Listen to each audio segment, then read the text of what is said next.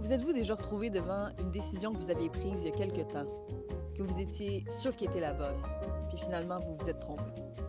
Vous en avez parlé à toute votre famille, vous l'avez vendue comme étant la seule et unique solution, comme étant le coup de génie à ce qui manquait tout au long de ces années de vie. Puis finalement, vous vous rendez compte que vous vous étiez trompé. C'est ce qui se passe cette semaine. Tout ce que je pensais savoir sur moi, mes buts, tout a vraiment été chamboulé, bousculé. Je vous envoie l'intro, puis je vous en reparle après. Salut tout le monde, bienvenue sur ma chaîne YouTube. Je m'appelle Isadora, je suis une artiste. Je suis passionnée par la peinture de paysage, la sculpture et l'art en général. J'habite au Québec avec mon mari Thomas et mon chien Mia.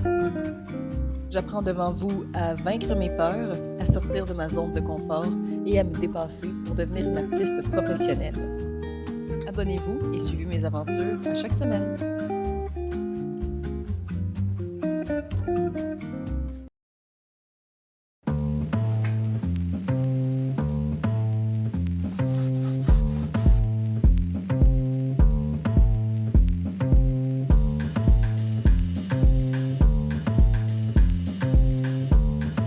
Comme vous pouvez voir, Thomas a trouvé une maison de poupée.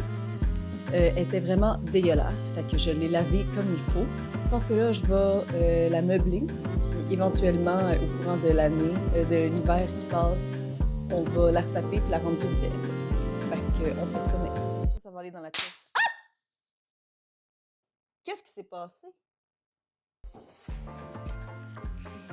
C'est ça.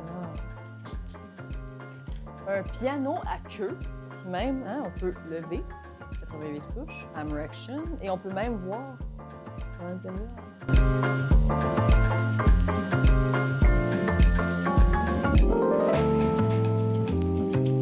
Oh boy, un téléphone!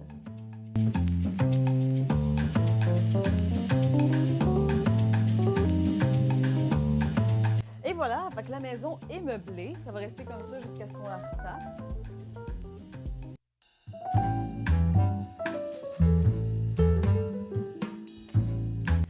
L'affaire, c'est que toute ma vie, j'ai douté de mes talents artistiques. Avec les années, j'ai travaillé sur moi, perfectionné mon art, sans jamais vraiment savoir ce qui allait en découler. Pour découvrir ce que j'aimais le plus, il a fallu que je passe par l'essai de la sérigraphie, de la gravure, de l'acrylique, de la peinture sur la soie, de la broderie, de la peinture à l'huile et plus récemment de la sculpture et du feutrage à l'aiguille, toujours en clamant haut et fort que c'était le médium qu'il me fallait, que c'était le coup de génie, ce qui manquait à ma vie depuis le début, et ce que j'allais faire pour le restant de mes jours. Bien que tous ces médiums-là, toutes ces techniques-là soient vraiment fascinantes et passionnantes, la seule qui me donne vraiment l'impression de ne pas travailler, d'aller au bout de moi-même, puis celle qui était là depuis le début, c'est la peinture de paysage. C'est là que je me sens vraiment vivante, à l'aventure, à mon maximum.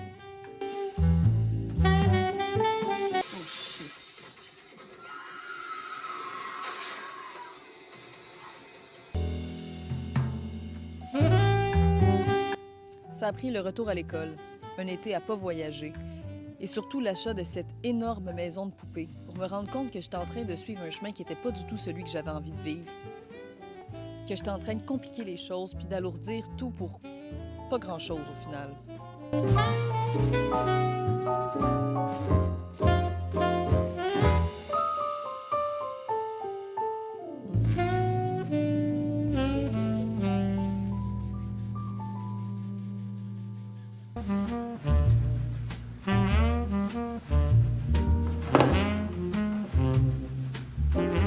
Je dis pas que je vais plus jamais faire de sculpture ou quoi que ce soit d'autre que de la peinture de paysage, mais on dirait que je vois plus ça comme quelque chose de plus maintenant, quelque chose de secondaire à ma pratique. Puis c'est drôle parce que dans mon premier vlog, quand j'ai commencé mon aventure sur YouTube, j'ai dit exactement le contraire.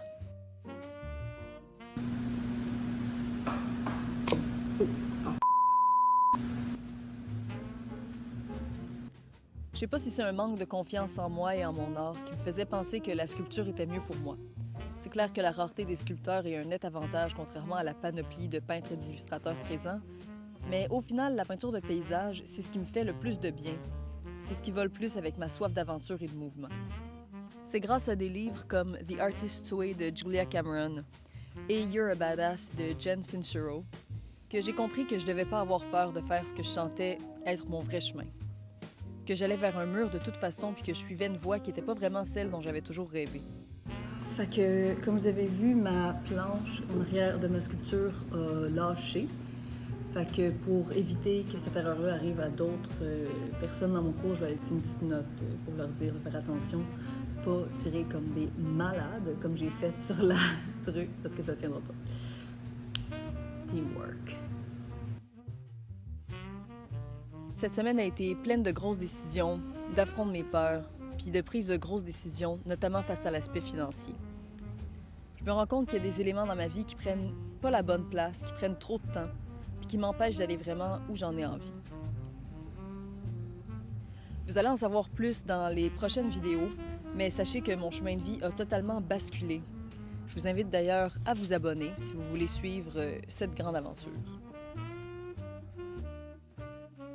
Donc pour conclure, sachez que si vous aussi, vous êtes en train de vous poser des questions, de remettre en question votre existence, bien sachez que je vous appuie. C'est pas des moments faciles. Rappelez-vous qu'on grandit vraiment en combattant nos peurs, en étant brave, puis en sortant de notre zone de confort. Je le dis à vous, mais surtout à moi, parce que même si j'ai l'impression de prendre vraiment la bonne décision, je peux pas m'empêcher d'être terrifiée. Laissez-moi en commentaire une décision que vous avez prise, qui vous a fait vraiment peur, mais qui finalement s'est avérée être la bonne. J'aimerais beaucoup qu'on discute du courage que ça prend pour vivre une vie dont on a toujours rêvé. J'ai encore plein de choses à régler, plein de questions logistiques à éclaircir, mais je suis vraiment excitée, puis ça va être malade.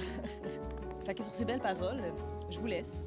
On se voit dimanche, puis n'oubliez pas de sortir de votre zone de confort.